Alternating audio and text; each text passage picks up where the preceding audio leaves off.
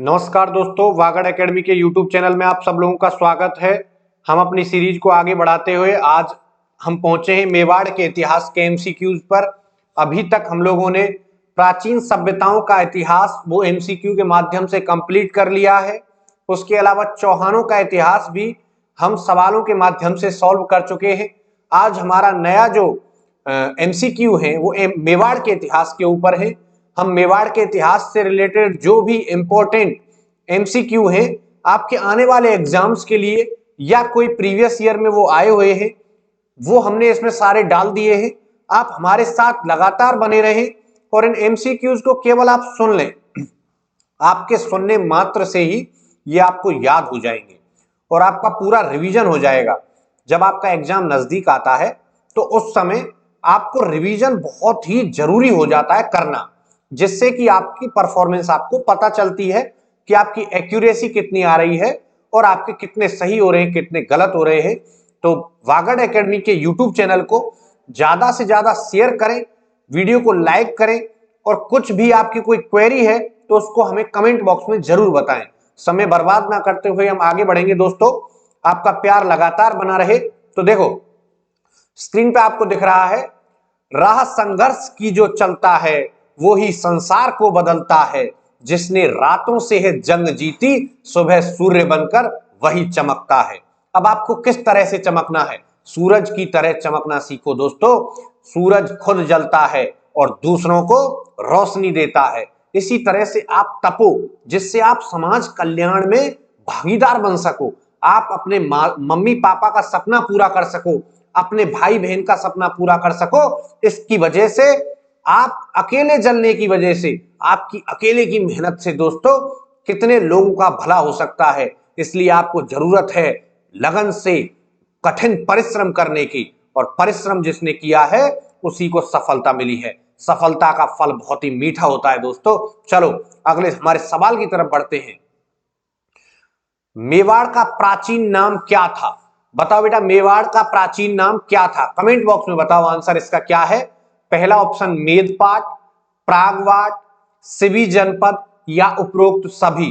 जिसने मेवाड़ वंश को पहले पढ़ रखा है उसके लिए यह सवाल बहुत ही सरल है और बड़ी आसानी से आप इसका आंसर कर सकते हैं। तो देखो मेदपाट, प्रागवाट और सिवी जनपद ये तीनों नाम मेवाड़ के ही हैं। प्राचीन नाम मेवाड़ के ये तीनों। आगे बढ़ते हैं अगले सवाल की ओर दोस्तों। कौन से जिले मेवाड़ के अंतर्गत आते हैं? बताओ, टाइमर चल रहा है। चित्तौड़गढ़, प्रतापगढ़, भीलवाड़ा, उदयपुर, राजसमंद, कौन से आते हैं बेटा? शाबाश बेटा शाबाश। देखो सारे ही जिले मेवाड़ के अंतर्गत आते हैं। जितने भी जिले आपको दिख रहे हैं ये सब के सब मेवाड़ के अंतर्गत आते हैं। ठीक है, तो आप इनको याद कर लो और अपनी कॉपी में नोट कर लो। वेरी गुड बेटा शाबाश। चलो, मेवाड़ में कौन से वंश का शासन था? चौहानों का था, राठौड़ का था, गोहिल का था या कछवाहा का था? हमने चौहानों का पढ़ा था, कहां पे था? सांभर, अजमेर में, जहां पे बाद में अजमेर में पहुंचे चौहान, पहले सांभर में था। ठीक है, और राठौड़ कहां पर थे? मारवाड़ में थे। और कछवाहा कहां थे? आमेर में थे। तो मेवाड़ में कौन से वंश का शासन था? गोहिल वंश का शासन था। वेरी गुड बेटा, आपका कॉन्फिडेंस लेवल इसी से बढ़ेगा। अगर आप लगातार सवाल करेंगे तो आपकी मजबूती बनेगी, सवालों पर पकड़ बनेगी बेटा। ठीक है, चलो गोहिल वंश था मेवाड़ में। अगला सवाल देखते हैं। विश्व में किसी एक स्थान पर सबसे लंबे समय तक शासन करने वाला राजवंश है? कौन सा राजवंश है बेटा? चौहान है क्या, राठौड़ है क्या, परमार है या गोहिल है? तो मैं आपको बता दूं कि विश्व में किसी एक स्थान पर सबसे लंबे समय तक, दीर्घ काल तक शासन करने वाला राजवंश कौन सा है? गोहिल राजवंश है। कौन सा बेटा? गोहिल राजवंश है। चलो बेटा शाबाश, वेरी गुड। देखो सवाल देखो क्या है।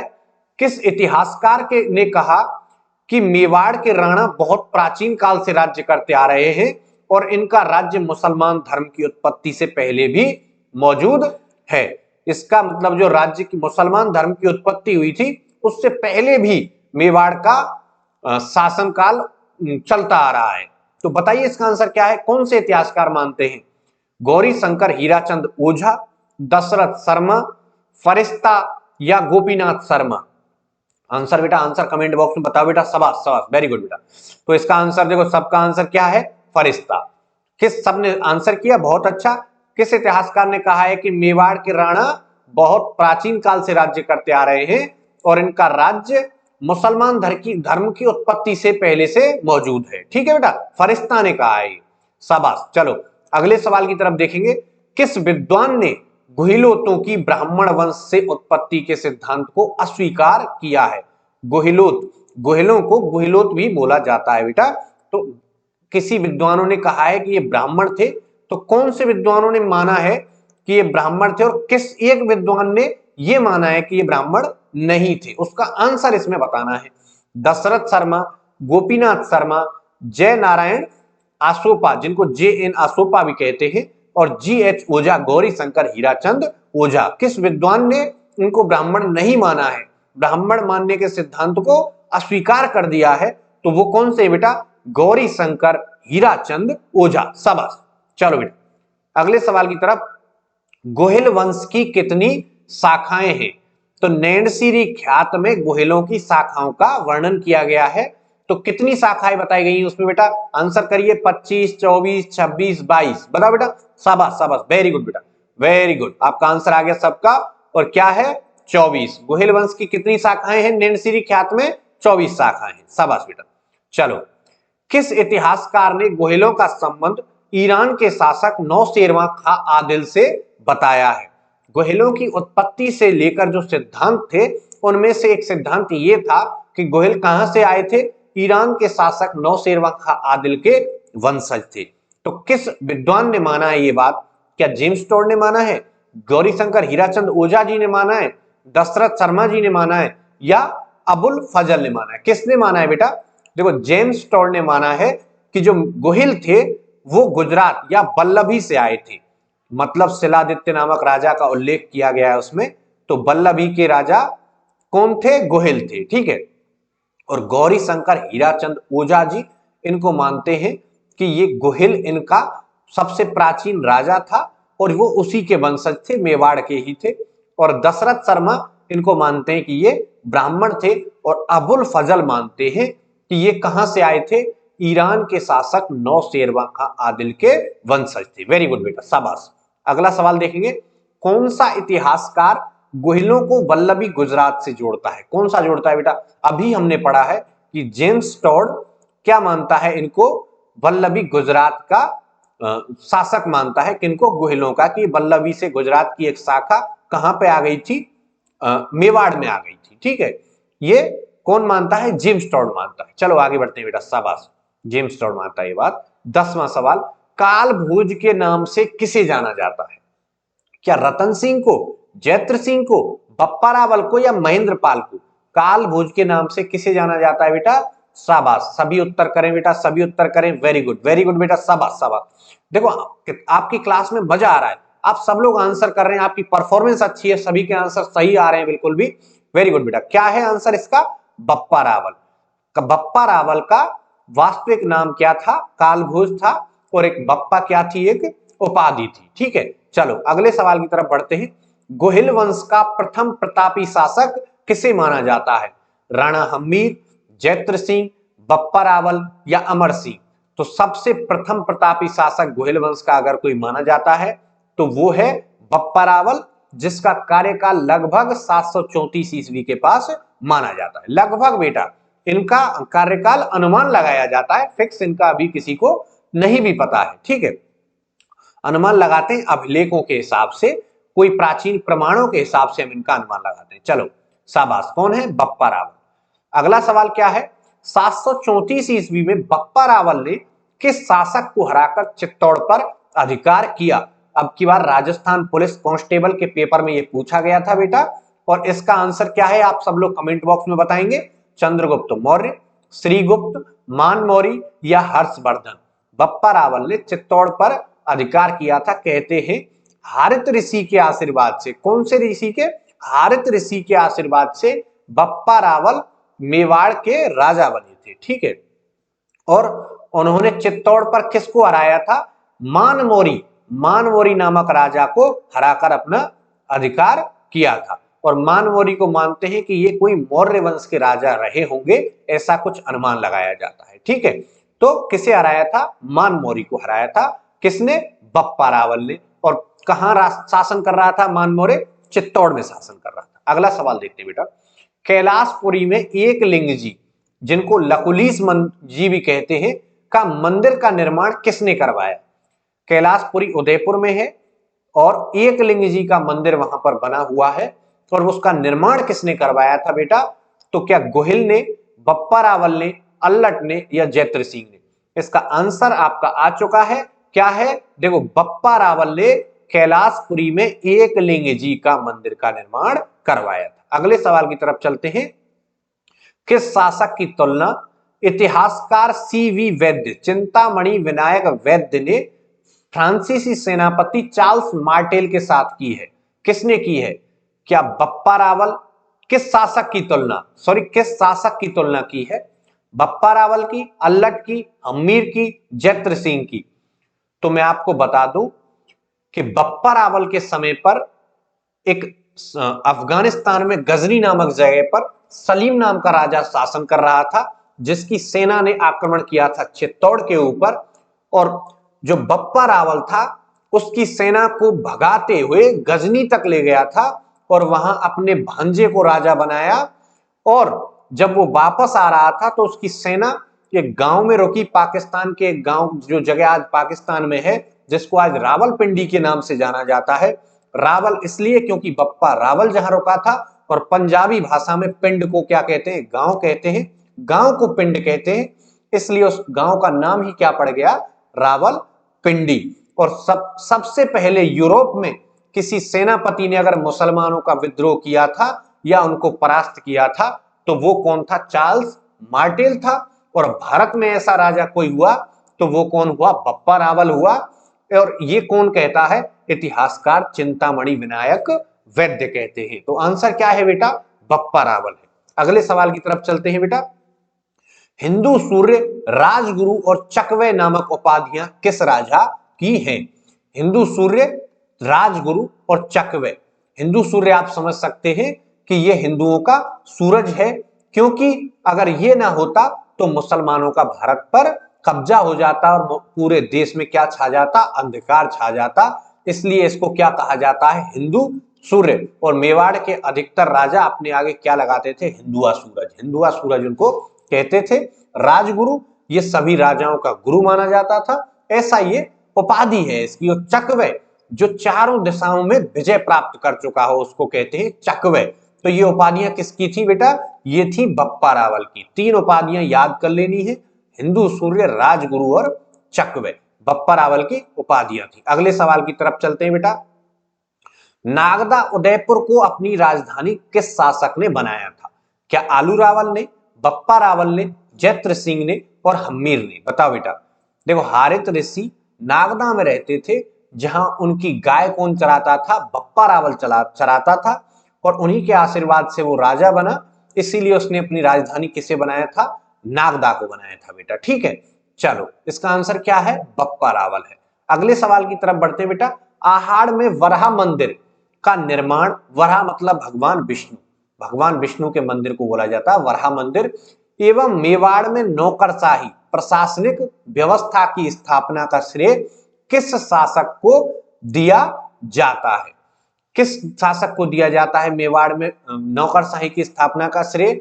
और आहाड़ में वराह मंदिर किसने बनवाया? तो ये आपको बता दूं, इसका आंसर है बेटा अल्लट। अल्लट, जिनका नाम आलू रावल भी था, उन्होंने मेवाड़ में नौकरशाही की स्थापना की और आहाड़ को अपनी दूसरी राजधानी बनाया तथा वहां पर वराह भगवान विष्णु के मंदिर का निर्माण करवाया। नौकरशाही का जनक किसे माना जाता है मेवाड़ में? अल्लट को माना जाता है बेटा। अगले सवाल की तरफ बढ़ते हैं, चलो। किस शासक की माता राष्ट्रकूट वंश की तथा पत्नी हूण राजकुमारी हरिया देवी थी? ऐसा कौन सा राजा था जिसकी राष्ट्रकूट वंश की माता थी, जिसका नाम था महालक्ष्मी राठौड़, और तथा पत्नी थी हूण राजकुमारी हरिया देवी, जिस हरिया देवी ने हर्षपुर नामक गांव की स्थापना की थी? वो कौन थे बेटा? कौन थे? सही सभी आंसर करेंगे। तो आंसर था अल्लट। अल्लट थे, जिनकी माता कौन थी? राष्ट्रकूट वंश की, और पत्नी थी हूण राजकुमारी हरिया देवी, और हरिया देवी ने हर्षपुर नामक गांव की स्थापना की। शाबाश बेटा। तो अल्लट को किस लिए जाना जाता है? मेवाड़ में नौकरशाही की स्थापना के लिए, ये आपको याद कर लेना है। और वराह मंदिर का निर्माण भी करवाया था, अगर जो पिछले सवाल में देखा था हमने। चलो अगले सवाल की तरफ चलते हैं बेटा। भूताला का युद्ध 1227 ईस्वी में किस किस के बीच लड़ा गया? हम्मीर और अलाउद्दीन खिलजी, रतन सिंह और अलाउद्दीन खिलजी, जैत्र सिंह और इल्तुतमिश, जैत्र सिंह और अलाउद्दीन खिलजी। तो बेटा भूताला का जो युद्ध हुआ था वो जैत्र सिंह और इल्तुतमिश, गुलाम वंश के शासक थे। इल्तुतमिश जब दिल्ली सल्तनत में गुलाम वंश का शासक था, इल्तुतमिश उसी टाइम पर जैत्र सिंह शासन कर रहा था मेवाड़ में, और इल्तुतमिश ने कहां आक्रमण किया था? मेवाड़ के ऊपर, जिसमें जैत्र सिंह ने उसे बड़ी बुरी तरह से हराया था। और कौन सी जगह पे युद्ध हुआ था? वो भूताला नामक युद्ध जगह पर युद्ध हुआ था। तो अगले सवाल की तरफ बढ़ते हैं। कौन सा अगला सवाल क्या है बेटा? देखो, भूताला के युद्ध की जानकारी किस पुस्तक से मिलती है? अब जो युद्ध हुआ था उसके ऊपर कोई पुस्तक भी होगी, वो देखेंगे कौन सी है। कादंबरी, खजाइनुल फुतू, हम्मीर मदमर्दन और हम्मीर रासू। बताओ बेटा कौन सा आंसर है इसका? आप बताओ जल्दी से। कादंबरी किसकी है पुस्तक? हर्षचरित की। खजाइनुल फुतू किसकी पुस्तक है बेटा? अमीर खुसरो की। हम्मीर रासो आगे पढ़ेंगे हम। और हम्मीर मदमर्दन, हम्मीर मदमर्दन इसका उत्तर है। जय सिंह सूरी, जय सिंह सूरी की पुस्तक है हम्मीर मदमर्दन, जो गुजरात के धोलका के शासक वीर धवल के यहां पर जो दो सेनापति थे, उनके यहां पर ये कृपा पात्र था। कौन? जय सिंह सूरी। और जय सिंह सूरी ने हम्मीर मदमर्दन नामक पुस्तक लिखी, जिसमें इस युद्ध का वर्णन आता है बेटा। चलो अगले सवाल की तरफ बढ़ते हैं। मेवाड़ के गोहिल शासकों में से किसने सर्वप्रथम चित्तौड़ को अपनी राजधानी बनाया? किसने बनाया बताओ? चित्तौड़ को सर्वप्रथम अपनी राजधानी बनाया कौन था वो? देखो, जब भूताला का युद्ध हुआ तो इल्तुतमिश की सेना हार करके जब वापस लौट रही थी तो नागदा को तहस नहस करके चली गई। और नागदा आपको पता है समतल जगह पर था। तो जब उस टाइम पर राजा कौन था? जैत्र सिंह था। और जैत्र सिंह ने सोचा कि राजधानी को किसी ऐसी जगह बनाया जाए जहां सुरक्षित रह सके। तो जैत्र सिंह ने निर्णय लिया कि राजधानी बनाई जाएगी चित्तौड़। ठीक है, तो जैत्र सिंह ने राजधानी को अपनी चित्तौड़ में बनाया बेटा। चलो अगला सवाल, चित्तौड़ में प्रथम साका किसके शासनकाल में हुआ? रतन सिंह, हम्मीर, अल्लट या जैत्र सिंह? साका का मतलब मैंने आपको बताया था, कल भी क्लास में बताया था कि जब कोई भी युद्ध होता था तो राजस्थान के राजाओं की क्या मंशा रहती थी कि युद्ध में या तो विजय या वीरगति। यदि राजा को वीरगति प्राप्त होती थी तो राजा का जो सेनापति होता था या खुद राजा क्या करता था? युद्ध में केसरिया करता था। और जो रानियां होती थी वो क्या करती थी? जौहर करती थी। और इसी केसरिया और जौहर को मिलाकर बोला जाता था साका। तो चित्तौड़ में पहला साका हुआ किसके टाइम पे? रावल रतन सिंह के टाइम पे 1303 ईस्वी में हुआ था बेटा। इसका आंसर क्या आएगा? रावल रतन सिंह। चलो अलाउद्दीन खिलजी ने आक्रमण किया था चित्तौड़ पर। रानी पद्मिनी की कहानी आपने सुनी होगी, तो वही कहानी इससे जुड़ी हुई है।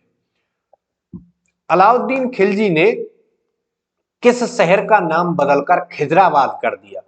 रणथंभौर, चित्तौड़, जालौर या दिल्ली?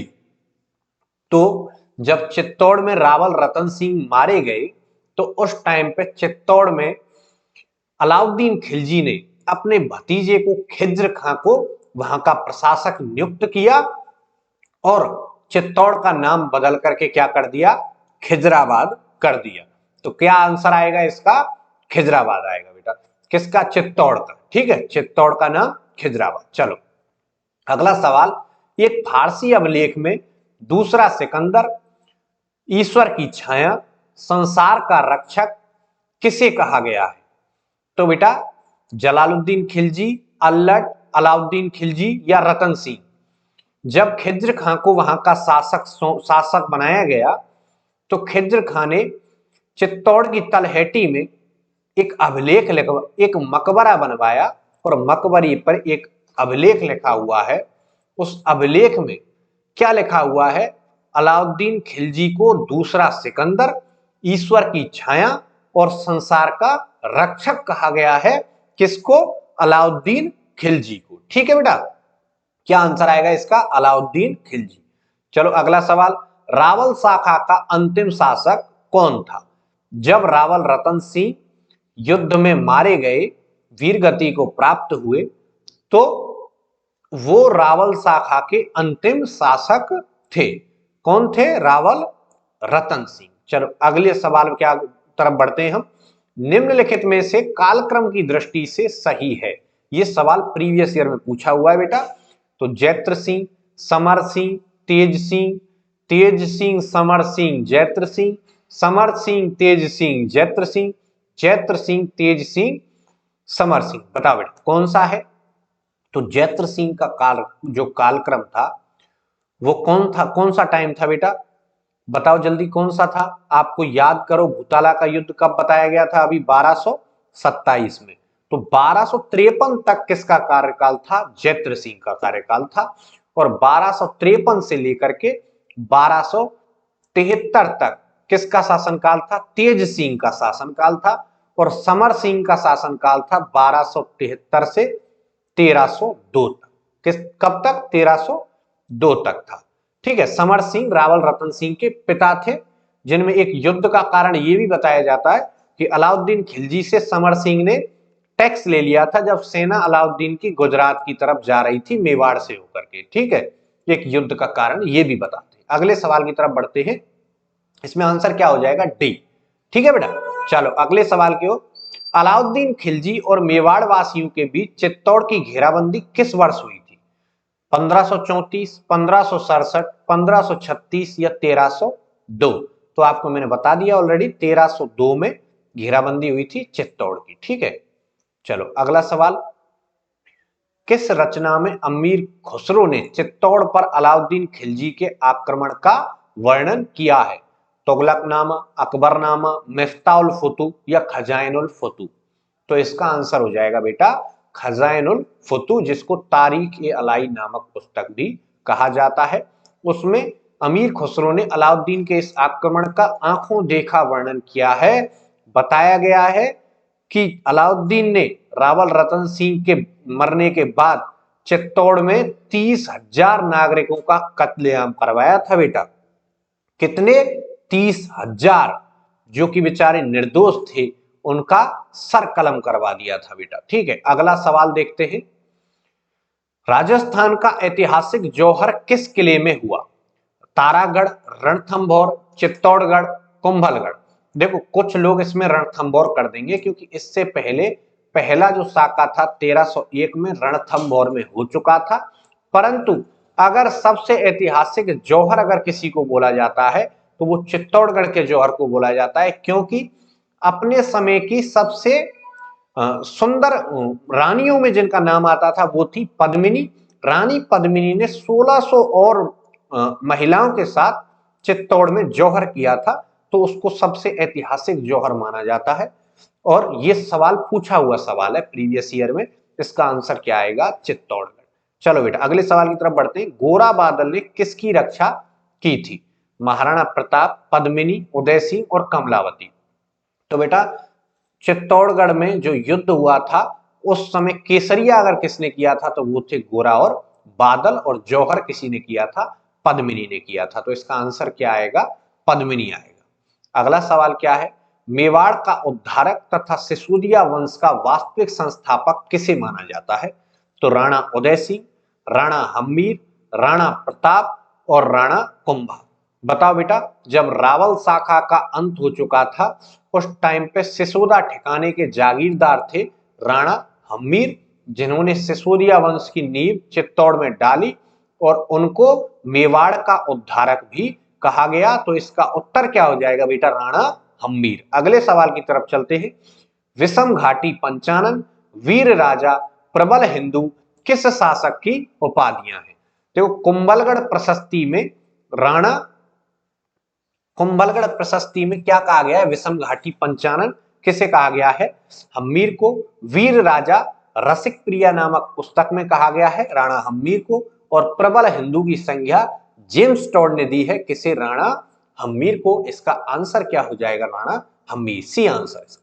अगला सवाल देखते हैं बेटा, सिंगोली बांसवाड़ा का युद्ध किस किस के मध्य हुआ, राणा हम्मीर और जलालुद्दीन खिलजी, राणा सांगा और बाबर, राणा हम्मीर और मोहम्मद बिन तुगलक, अकबर और हेमू। बताओ बेटा, अकबर और हेमू के बीच पानीपत का द्वितीय युद्ध हुआ था बेटा, और राणा हम्मीर और मोहम्मद बिन तुगलक के बीच सिंगोली में बांसवाड़ा का युद्ध हुआ था, और राणा सांगा और बाबर के बीच खानवा का युद्ध हुआ था। ठीक है बेटा, और राणा हम्मीर और जलालुद्दीन के बीच युद्ध हुआ था कहां पर, वो हम आगे देखेंगे। सवाल बना दिया है उसका हमने, उसको सवाल के माध्यम से देखेंगे। चलो बेटा, अगला सवाल, चित्तौड़ में बरवड़ी माता का मंदिर किसने बनवाया, राणा हम्मीर, राणा लाखा, राणा रतन सिंह और राणा प्रताप। तो चित्तौड़ में बरवड़ी माता को गोहिलों की इष्ट देवी भी माना जाता है, और बाण माता को गोहिलों की कुल देवी माना जाता है। कुल देवी और इष्ट देवी दोनों अलग अलग है। तो इष्ट देवी कौन सी है, बरबड़ी माता। इसका मंदिर अगर किसी ने बनवाया तो वो कौन है बेटा, राणा हम्मीर। कहां बनवाया, चित्तौड़ में। अगले सवाल की तरफ बढ़ते हैं बेटा, जावर से चांदी की खनन किस शासक के काल में प्रारंभ हुआ। जब जावर जो उदयपुर में खान है चांदी की, वहां पे खनन चालू हो गया था, तो चित्तौड़ का साम्राज्य समृद्ध हो गया था। तो वो कौन से राजा के शासन काल में हुआ था, राणा कुंभा, राणा हम्मीर, राणा लाखा और राणा प्रताप। राणा लाखा, जिनको राणा लक्ष्य सिंह के नाम से भी जाना जाता है, उनके टाइम पीरियड में जावर से चांदी का खनन शुरू हो चुका था। अगले सवाल की तरफ बढ़ते हैं बेटा, किस शासक के शासनकाल में एक बंजारे ने पिछोला झील का निर्माण करवाया। तो राणा कुंभा, राणा प्रताप, राणा लाखा या अकबर। तो बेटा राणा लाखा के समय पे एक बंजारे ने पिछोला में एक झील का निर्माण करवाया, जिसे पिछोला झील कहा गया। पिछोला झील के पास नटनी का चबूतरा भी बना हुआ है। उसकी एक कहानी है कि एक नटनी थी जो कह रही थी राजा से उस समय कि मैं इस पिछोला झील को रस्सी पे चढ़ के पार कर सकती हूं। और जब राजा ने ये देखा तो राजा ने इस कार्य के लिए बोला, अगर ऐसा करती है नटनी, पूरी पिछोला को अगर रस्सी से पार कर देती है ऊपर से, तो इस नटनी को आधा मेवाड़ दे दिया जाएगा। और पिछोला के दोनों तरफ रस्सी बांधी गई, नटनी उसके ऊपर चलने लगी, और जब नटनी आधी से ज्यादा रस्सी को क्रॉस कर गई तो इतनी भीड़ वहां पे आई हुई थी, और राजा के मन में क्या हुआ, असंतोष पनपा, ऐसा माना जाता है कहानियों में। तो जो नटनी का बच्चा वहां खड़ा हुआ था उसको पीट दिया गया, थप्पड़ दे दिया गया, और जब बच्चा रोने लगा तो माता का हृदय अपने बच्चे के प्रति बहुत जल्दी पिघल जाता है। नटनी का ध्यान वहां से भटका और अपने बच्चे की तरफ पहुंचा, और नटनी का बैलेंस बिगड़ते ही नटनी पिछोला झील में गिर गई और मारी गई बेटा। उसकी याद में राजा ने वहां पर नटनी का चबूतरा बनवाया। ये एक ऐतिहासिक कहानी है। ठीक है बेटा, अगले सवाल की तरफ बढ़ते हैं। इसका आंसर है राणा लाखा।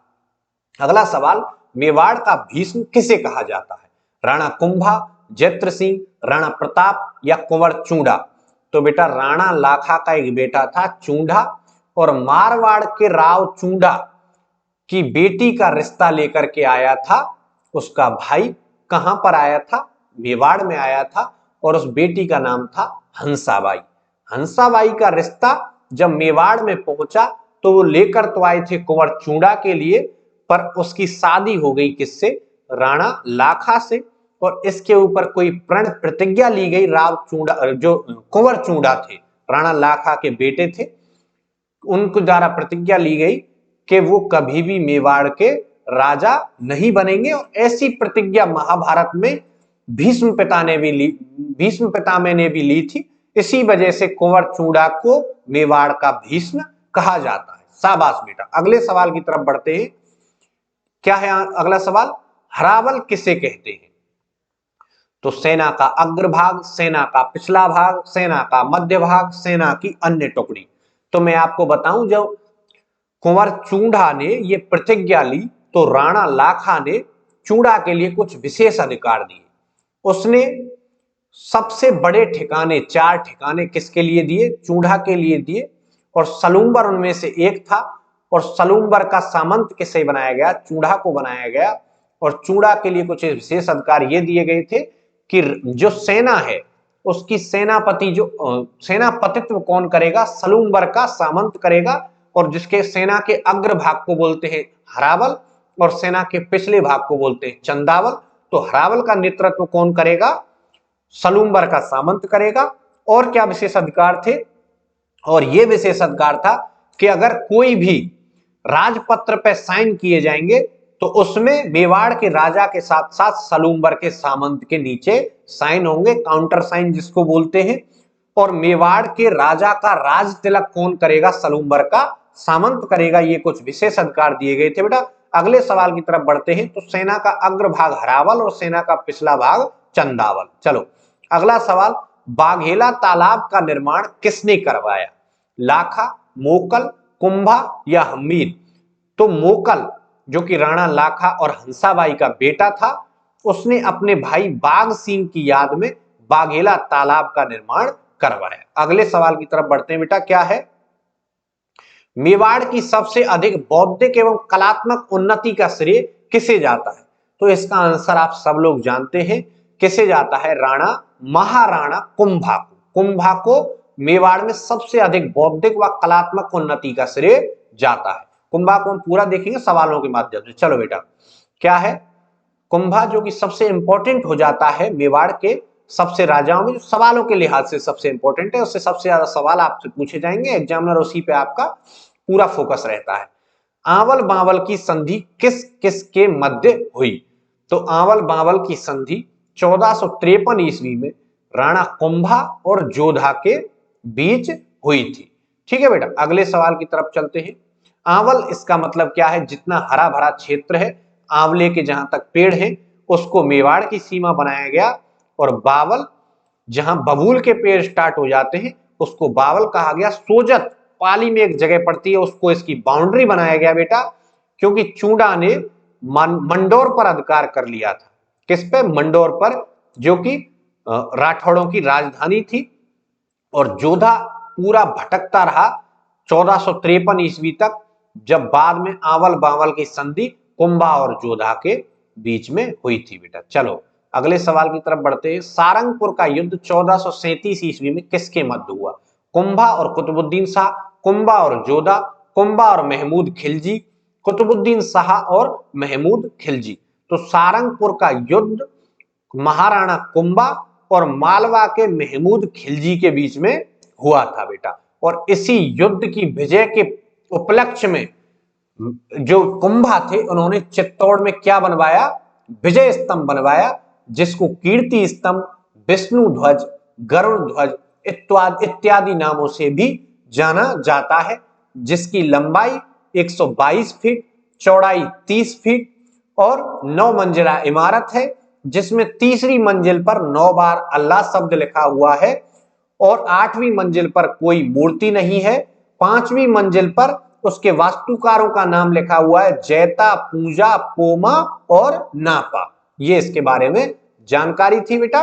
और जेम्स टोड ने इसकी तुलना कुतुब मीनार से की है और फर्ग्यूसन ने इसकी तुलना रोम के टार्जन टावर से की है। रोम इटली की राजधानी है। अगले सवाल की तरफ बढ़ते हैं बेटा। इसका आंसर हो जाएगा कुंभा और महमूद खिलजी। अगला सवाल क्या है? चंपानेर की संधि किसके मध्य हुई? महमूद खिलजी और कुतुबुद्दीन शाह, कुंभा और कुतुबुद्दीन शाह, कुंभा और जोधा, महमूद खिलजी और कुंभा। तो जब मालवा के महमूद खिलजी को कुंभा ने परास्त कर दिया था और नागौर उत्तराधिकार संघर्ष के चलते गुजरात का जो कुतुबुद्दीन शाह था उसको भी परास्त कर दिया था। किसने? कुंभा ने। तो 1455 ईस्वी में महमूद खिलजी और कुतुबुद्दीन शाह के बीच यह संधि हुई कि दोनों मिलकर के कुंभा को परास्त करेंगे। ठीक है बेटा, इसका आंसर क्या हो जाएगा? ए हो जाएगा, महमूद खिलजी और कुतुबुद्दीन शाह। अगले सवाल की तरफ बढ़ते हैं बेटा। बदनौर का युद्ध 1457 में किसके मध्य हुआ? तो जब दोनों की संधि हो गई, किस किस की? मालवा के महमूद खिलजी और गुजरात के कुतुबुद्दीन शाह की, तो उन दोनों का युद्ध किसके साथ हुआ? मिलकर दोनों की सेनाएं कुंभा के साथ लड़ी। तो इसका आंसर क्या हो जाएगा? बी और सी दोनों सही है, डी उत्तर हो जाएगा बेटा। अगले सवाल की तरफ बढ़ते हैं। राजस्थान की स्थापत्य कला का जनक किसे कहा जाता है? तो महाराणा कुंभा को राजस्थान की स्थापत्य कला का जनक कहा जाता है। उत्तर हो जाएगा सी। अगले सवाल की तरफ बढ़ते हैं। संगीत पर लिखे गए निम्नलिखित ग्रंथों में से कौन से राणा कुंभा द्वारा रचित है? बताओ बेटा, संगीत राज, संगीत मीमांसा, सुधा प्रबंध या रसिक प्रिया। तो मैं बता दूं बेटा, ये चारों ग्रंथ कुंभा द्वारा लिखे गए हैं। किसके द्वारा? कुंभा द्वारा। रसिक प्रिया जयदेव की पुस्तक गीत गोविंद पर टीका है। टीका वो लिखते हैं, अगर किसी पुस्तक की भाषा कठिन है तो उसको सरल रूप में प्रस्तुत किया जाना ही क्या कहलाता है? टीका कहलाता है। उस पुस्तक पर टीका लिखा था किसने? कुंभा ने, रसिक प्रिया नाम से। किसकी? जयदेव की गीत गोविंद। इसका आंसर हो जाएगा डी। अगले आंसर की तरफ बढ़ते हैं। देखो अगला सवाल क्या है? सुधा प्रबंध और नृत्य रत्न कोश के रचयिता कौन है? मंडन, सोम, कुंभा, जगजीवन। आंसर नहीं बेटा, बताओ क्या है? तो देखो इसका आंसर क्या हो जाएगा? कुंभा। सुधा प्रबंध और नृत्य रत्न कोश के रचयिता कौन है? कुंभा है। अगला सवाल बेटा, निम्नलिखित में से कौन सा ग्रंथ कुंभा द्वारा रचित नहीं है? राजस्थान पुलिस कांस्टेबल 2018 में पूछा गया सवाल। संगीत राज, संगीत मीमांसा, संगीत स्वप्न या सुधा प्रबंध। तो इसका आंसर क्या होगा बेटा, बताओ जल्दी। संगीत राज कुंभा की पुस्तक है, संगीत मीमांसा कुंभा की पुस्तक है और सुधा प्रबंध भी कुंभा की पुस्तक है। आंसर हो जाएगा सी, ये इनकी पुस्तक नहीं। अगले सवाल की तरफ बढ़ते हैं बेटा। महाराणा कुंभा के विषय में निम्नलिखित में से कौन सा कथन असत्य है? सेकंड ग्रेड के टीचर के एग्जाम में 2011 में पूछा गया सवाल। उन्होंने कुंभलगढ़ का निर्माण करवाया, तो बिल्कुल सही है बेटा, कुंभा ने कुंभलगढ़ का निर्माण करवाया। वे संगीत प्रेमी थे, तो बिल्कुल सही है, संगीत प्रेमी थे। वे मेवाड़ के महान शासकों में से एक थे। हाँ, महान शासकों में से एक थे। वे स्वयं विद्वान न थे, किंतु विद्वानों के आश्रयदाता थे। विद्वानों के आश्रयदाता भी थे और वे स्वयं विद्वान भी थे। वो कुंभा स्वयं भी विद्वान थे, कई भाषाओं के ज्ञाता थे कुंभा। आगे हम पढ़ेंगे उन्होंने क्या क्या लिखा, कौन कौन सी भाषा में किताबें लिखी। अगले सवाल की तरफ बढ़ते हैं फिलहाल के लिए हम। अगला सवाल है, महाराणा कुंभा द्वारा रचित ग्रंथ संगीत राज कितने कोषों में विभक्त है? पटवारी के 2016 के एग्जाम में पूछा गया बेटा। 7, 4, 9, 5। इसका आंसर आप कमेंट बॉक्स में बताएं बेटा, क्या है इसका आंसर? फटाफट से इसका आंसर बताएंगे मेरे बेटा। शाबाश, वेरी गुड। क्या है? 5। महाराणा कुंभा द्वारा रचित ग्रंथ संगीत राज कितने कोषों में विभक्त है? 5 कोषों में विभक्त है बेटा। Thank you, work hard. आपकी मेहनत ही हमारा पारिश्रमिक है बेटा। आप लगातार मेहनत करते रहिए और कोई भी तरह की क्वेरी है, किसी भी तरह का कोई संशय है, अगर आपको समझ में नहीं आ रहा है, अगर हमारी क्लासेज आपको देखनी है, तो बागड़ एकेडमी में बांसवाड़ा में आकर के, जो कि अंबा माता मंदिर के सामने आशीर्वाद कॉम्प्लेक्स में है, वहां से आके हमसे आप ऑफलाइन बैच में पढ़ सकते हैं। हमारी क्लासेज इसी तरह से मेहनत और जोश के साथ और हर बच्चे को लेकर के हम पढ़ाते हैं। हमारा टारगेट रहता है कि एक एक बच्चे को हर चीज समझ में आनी चाहिए, उसका एग्जाम क्लियर होना चाहिए बेटा।